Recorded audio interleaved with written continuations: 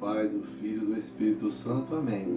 Chegamos à terça-feira da 29ª semana do Tempo Comum. Obrigado por me acolher em sua casa. Hoje a nossa paróquia completa 25 anos e realiza um encontro de adolescentes com Cristo. Eu peço a você que reze por todos os adolescentes que se propõem a fazer essa experiência com Jesus. Seja bem-vindo, se inscreva no nosso canal, ative as notificações, peça sua oração. Eu quero rezar com você. Vai ler a palavra de Deus, peçamos a Deus antes uma graça.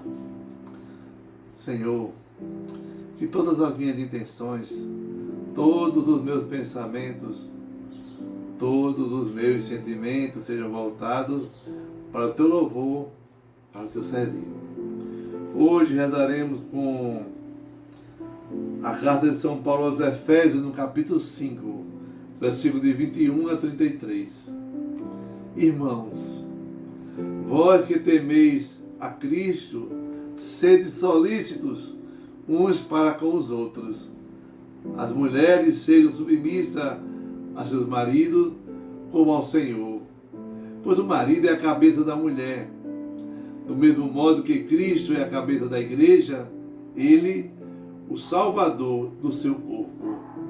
Mas, como a igreja é solícita por Cristo, sejam as mulheres solícitas em tudo pelos seus maridos. Maridos, amai as vossas mulheres, como Cristo amou a igreja e se entregou por ela. Ele quis assim torná-la santa, purificando-a com o banho da água unida à palavra. Ele quis apresentá-la a si mesmo, esplêndida, sem manchas, nem rugas, nem defeito algum, mas santa e irrepreensível. Assim é que o marido deve amar a sua mulher como ao seu próprio corpo. Aquele que ama a sua mulher, ama-se a si mesmo. Ninguém jamais odiou a sua própria carne, ao contrário, alimenta e cerca de cuidado, como Cristo faz com sua igreja. E nós somos membros do seu corpo. Por isso, o homem deixará seu pai e sua mãe e se unirá à sua mulher, e os dois serão uma só carne. Esse mistério é grande e eu o interpreto em relação à igreja e Cristo. Em todo caso, cada um no que lhe toca deve amar a sua mulher como a si mesmo, e a mulher deve respeitar o seu marido. Palavra do Senhor. Graças a Deus. Salmo responsorial 127 e 128. Feliz todos os que respeitam o Senhor. Feliz és tu, se temes o Senhor e trilhas os seus caminhos. Do trabalho de tuas mãos, hás de viver. Serás feliz e tudo irá bem. Felizes os que respeitam o Senhor. O Evangelho está em Lucas, no capítulo 13, versículo de 18 a 21. Naquele tempo, Jesus dizia: a quem é semelhante o reino de Deus e como poderei compará-lo? Ele é como a semente de mostarda, que um homem pega e atira no seu jardim. A semente cresce, torna-se uma grande árvore, e as árvores do céu fazem ninhos nos seus ramos. Jesus disse ainda: com que poderei ainda comparar o reino de Deus? Ele é como um fermento que uma mulher pega e mistura com 3 porções de farinha, até que tudo fique fermentado. Palavra da salvação. Glória a vós, Senhor. Que a palavra do Santo Evangelho perdoe nossos pecados. Amém.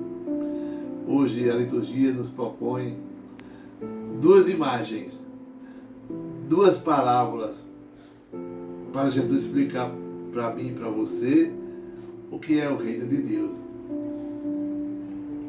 Ô diácono, o que é o reino de Deus mesmo? Entendi não. Olha só, o reino de Deus é a presença de Deus no nosso meio, entre nós. E o reino de Deus se torna visível quando eu olho para a igreja. no Evangelho, Jesus vai fazer comparações com os acontecimentos da história, na família, no meio de nós. E a gente fica com... torna-se mais clara para a gente imaginar aquilo que a gente usa no dia a dia, como conhecer o que é uma semente de mostarda e o trigo que se coloca, a fermento que coloca na massa para crescer. Hoje Paulo, no capítulo 5, ele vai nos mostrar claramente as relações familiares que existem do homem e a mulher, que estão unidos a Cristo pelo sacramento do batismo. E dá algumas orientações. Qual a relação que o homem deve ter com sua esposa, qual a relação que a sua esposa deve ter com seu marido. A mesma resposta se dá à igreja. O amor de Cristo à sua igreja deve ser o amor da mulher ao seu marido. E tudo isso acontece, se realiza com o matrimônio. Os cônjuges se tornam uma só carne. Olha só, uma só carne não é faz de conta não. É verdade. Você não vai ter mais... O seu prazer é um só prazer. Da mesma forma que a igreja é única como corpo eucarístico de Cristo. Ela que nos alimenta com a palavra, com a Eucaristia e cuida com amor a tutela da nossa vida. É por isso que o salmista hoje no Salmo 127 vai dizer: feliz todos aqueles que respeitam o Senhor. E Jesus continua no Evangelho de hoje, em Lucas no capítulo 13, falando esse respeito é o conhecimento do seu reino. E vai dizendo a que é semelhante o reino de Deus. Como é que esse reino vai acontecendo ao longo dos nossos dias. E começa dizendo: o reino de Deus é como um grão de mostarda. A mostarda é uma semente tão pequenininha, parece até com um grão de areia, mas que ela cresce tanto que as árvores do céu fazem ninho. Ô diácono, e qual é o sentido dessa perícope? O sentido dessa perícope é que o reino do céu ele começa pequenininho no meu coração, no seu coração, depois vai crescendo a ponto de oferecer refúgio e proteção, abrigo para quem precisar da gente. Tudo é muito pequeno, mas todos vão entendendo de acordo com a sua cruz, a cruz que você carrega no seu dia a dia, e vai ficando grande com o passar do tempo. Essa fé que eu tenho, que você tem, às vezes ela é desprezada. Às vezes essa fé que eu tenho e você tem, ela passa desapercebida. Mas é possível se tornar grande. Cada um de nós temos uma coisa própria para nós. Cada um tem uma época, cada um tem uma cruz, cada um tem um desígnio. E aí está a importância da minha fé, mesmo pequenininha, mas aos poucos eu vou alimentando ela com a palavra, com a Eucaristia, com a caridade fraterna. Aí vai se tornando grande. Essa semente que era tão pequenininha. A nossa igreja é semelhante ao grão de mostarda.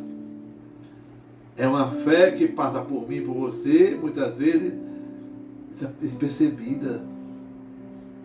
E ela se torna grande à medida que nós vamos crescendo espiritualmente. Jesus fala ainda que o reino de Deus é semelhante a uma colher de fermento. Quem não conhece uma colher de fermento? Quem não sabe para que serve? Aquele fermento que a mulher mistura em 3 medidas de farinha para que tudo fique fermentado e cresça sem ninguém perceber. Mesmo assim é o Evangelho e a Igreja.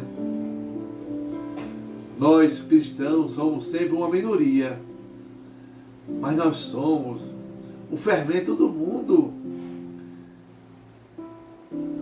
Nós passamos a luz de Cristo para tantas pessoas. E a Igreja Católica é isso. No mundo ocidental, todos, eu e você, e que nós conhecemos, desfrutam desse amor maravilhoso de Deus. E quem fermentou o cristianismo foi a Igreja Católica. Foi ela que moldou esses valores, a liberdade, a igualdade, falou do ir e vir, o respeito, falou da diferença, do direito à vida, da propriedade. Tudo foi a Igreja que colocou em seus anais, que mostrou esse mundo e como virá as pessoas que virão após a gente. Quando você come um pedaço de bolo, o fermento, ele desaparece na farinha, você não vê. Assim é a mesma coisa, o nosso mundo, a gente não vê a quantidade de oração que nós rezamos, a gente não vê as intercessões que fazemos, a gente não vê o tempo que a gente passa adorando o Senhor. Às vezes, pode ser até pouco, mas vai fazer você crescer espiritualmente.